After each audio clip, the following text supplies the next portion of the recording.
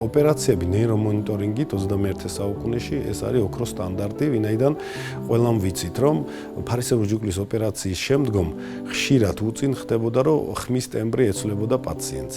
ქონდა სხვადასხვა პრობლემები ყლაპვის, სუნთქვის მათ შორის.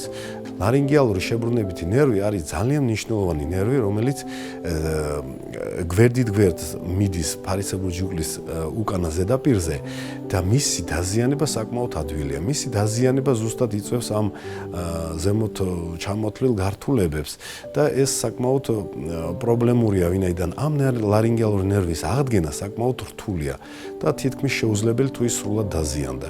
ნეირომონიტორინგი გვაძლევს იმის საშუალებას, რომ გამოვყოთ თავიდანვე ოპერაციის დაწყებიდანვე ეს ნერვი და მისი მონიტორინგი მიმდინარეობს ოპერაციის მთლიანად ცვლილობის დროს.